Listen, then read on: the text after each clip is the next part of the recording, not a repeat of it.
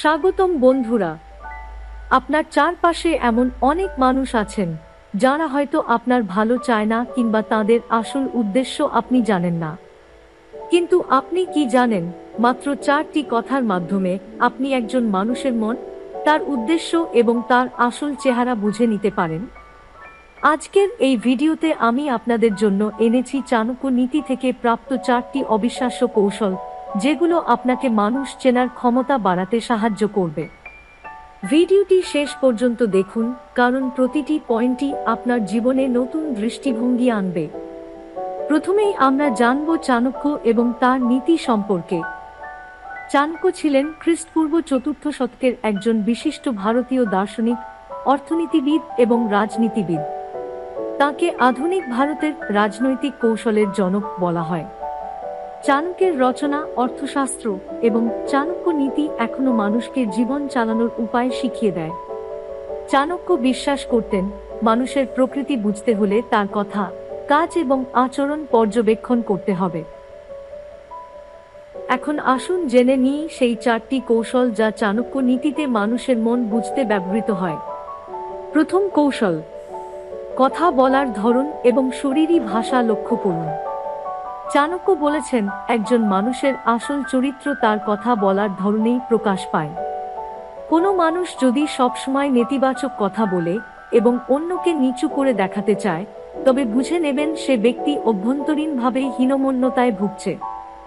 গবেষণায় দেখা গেছে যে যারা অন্যের প্রতি অত্যধিক সমালোচনামূলক মনোভাব দেখায়, তারা মানসিকভাবে বেশি অস্থির থাকে। তবে শুধু কথায় নয়, শরীরী ভাষার মাধ্যমেও অনেক কিছু বোঝা যায়। যেমন, কেউ যদি কথা বলার সময় চোখ এড়ায় বা হাতের অস্বাভাবিক নড়াচড়া করে, তবে তার কথায় সতা নিয়ে সন্দেহ করার কারণ থাকতে পারে। দ্বিতীয় কৌশল, কারো প্রতিক্রিয়া পরীক্ষা করুন। চাণক্যের নীতি অনুসারে কঠিন সময় প্রকৃত বন্ধুকে চিনতে সাহায্য করে।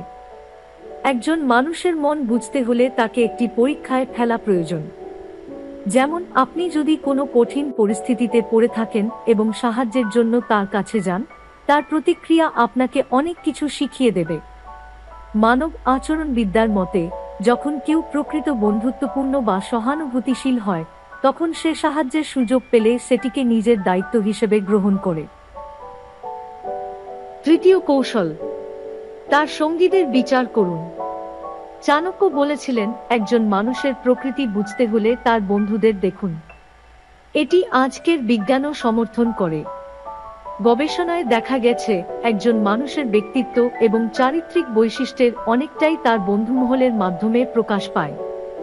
আপনি যদি দেখেন কোনো ব্যক্তি সবসময় নেতিবাচক, অলস বা সমস্যাসংকুল মানুষের সঙ্গে সময় কাটায়, তবে ধরে নিন তার মধ্যেও একই ধরনের বৈশিষ্ট্য রয়েছে।